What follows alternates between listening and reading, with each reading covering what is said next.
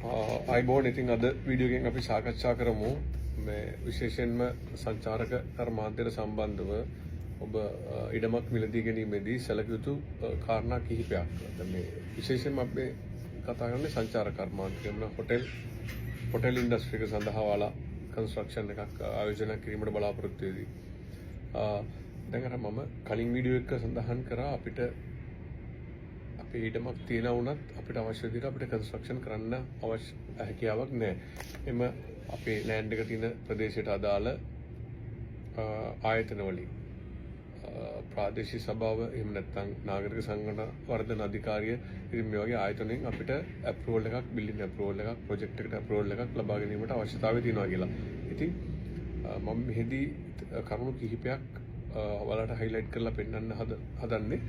දැන් මේ ඔයාලා මේ ඉඩම ගැනීමේදී මෙන්න මේ කාරණා සම්බන්ධනොත් ඔයාලා සැලකිලිමත් දක්වන්න. මොකද නැත්නම් ඔයාලට අප්‍රූවල් ප්‍රොසෙස් එකට යද්දී මේ කාරණා ඔයාලට අනිවාර්යයෙන්ම ගැටලුවක් වෙන්න ඉඩ තියෙනවා. මේකේ ප්‍රධානම කාරණාව තමයි සාමාන්‍යයෙන් දැන් අද කමර්ෂල් ඩෙවලොප්මන්ට් ලයිසන්ස් වලට එම අදාළ පළාත් පාලන ආයතන වලින් අඩුම ගානේ 20 feet access road එක අවශ්‍යතාවය තියෙනවා. ඒ කියන්නේ අපි කිව්වොත් අඩි 20ක මාර්ගයක් එම ඉඩමට යාබදව තිබීමේ අවශ්‍යතාවයක් තියෙනවා. දැන් මගේ ප්‍රොජෙක්ට්ස් තුනක් තිබ්බයි. තුනේදීම අපිට ඔය රික්වයර්මන්ට් එක ආවා. ඉතින් ඒකට ක්‍රමයක් තියෙනවා. දැන් උදාහරණයක් අපේ access road එක අඩි 20ක් නැත්නම් අපේ ඉඩමෙන් අපිට යම් කිසි ප්‍රමාණයක් පවරලා රජයට රෝඩ් එක කරගැනීමේ හැකියාව තියෙනවා. නමුත් මේවා සම්බන්ධයෙන් ඔයාලා ඉඩම මිලදී ගැනීමට කලින් දැනුවත් වෙලා ඉන්න. තව දෙයක් තමයි ඉඩමේ මූණත ප්‍රමාණයක් තියෙනවා එක ඒරියා එක අනුව. ඒ කියන්නේ ඉඩමේ මූණත ප්‍රමාණයේ පළල අගයක් තියෙනවා. ඉතින් මිනිමම් මේගොල්ලන්ගේ පළාතට හරියන විදිහට මිනිමම් ප්‍රමාණය තිබීමට අවශ්‍යයි. දැන් තව දෙයක් තමයි දැන් නුවර මධ්‍යම පළාතේ වගේ කන්ස්ට්‍රක්ෂන් කරනවා නම් විශේෂයෙන්ම ඔයාලට NBRO එකේ අප්‍රූවල් එකක් ගන්න අවශ්‍යතාවය තියෙනවා. ඒ නිසා මධ්‍යම පළාතේ ඉදිකිරීම කරනවා නම් ඒ සම්බන්ධනොත් ගොඩනැගිලි හා පර්යේෂණ අධිකාරිය ඉතින් එම ප්‍රදේශ වල ඩෙවලොප්මන්ට් එක කරන්න යන ප්‍රදේශ නායන ප්‍රදේශද ඒ වගේ තහවුරුවක් කර ගැනීම වැදගත් වෙනවා.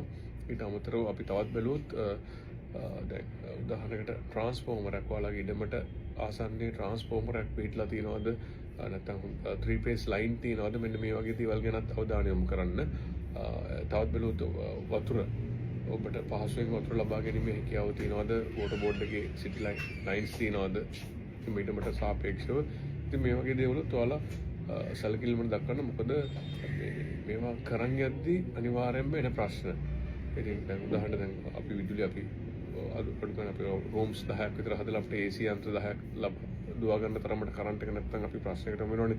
ඒවට ක්‍රම තියෙනවා. අපිට ට්‍රාන්ස්ෆෝමර් එකක් අපිට ඉල්ලීමක් කරලා ලබා ගැනීමට හැකියාව තියෙනවා. නමුත් ඒවට විශාල මුදලක් වැය වෙනවා. ඉතින් ඔයාලා දැන්ටම ඉඩමක් මිලදීගෙන නැත්නම් ඔයාලට මේ සම්බන්ධයෙන් මිලදී ගැනීමේදී යම් අවධානයක් යොමු කිරීමට හැකියාව අවශ්‍ය වෙනවා.